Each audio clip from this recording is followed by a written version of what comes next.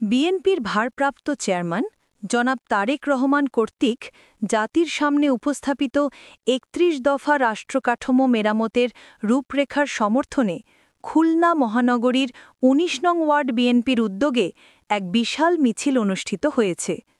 Word বিএনপির সাধারণ সম্পাদক কাজী মিজানুর রহমান মিজানের নেতৃত্বে এবং সাংগঠনিক সম্পাদক মনিরুল ইসলাম মনিরের নেতৃত্বে এই মিছিলটি এলাকায় ব্যাপক উৎসাহ উদ্দীপনার সৃষ্টি করে। মিছিলে যুবদল, শ্রমিক দল, স্বেচ্ছাসেবক দল, মহিলা দল ও তাঁতি দলের নেতাকর্মীরা একতাবদ্ধভাবে অংশগ্রহণ করেন।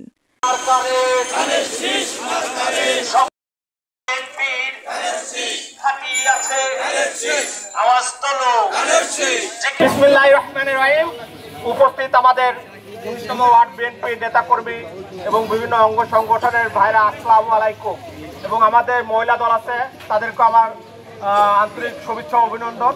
যাই হোক, আমরা ১৯ নম্বর ওয়ার্ডে আজকে আমাদের মহানগরের বিএনপি কর্তৃক আজকে যে প্রোগ্রাম ছিল ১৯ নম্বর ওয়ার্ডে হচ্ছে আজকে মিছিল সমাবেশ, আমরা যথেষ্টভাবে আমাদের নেতাকর্মীরা চেষ্টা করছে সুন্দরভাবে করার জন্য।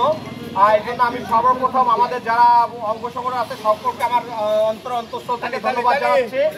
এবং পরবর্তীতে বিগত দিনে যাতে আমরা প্রোগ্রাম যেগুলো মহানগর দিয়ে আসবে সবাই যাতে সুস্থভাবে, সবাই যাতে সুন্দরভাবে করতে পারি, সেজন্য আপনারা সবাই দোয়া করবেন এবং সবাই সম্মিলিতভাবে এর চাইতে বড়ভাবে যাতে প্রোগ্রাম করতে পারি সেদিকে সবাই দৃষ্টি রাখবেন।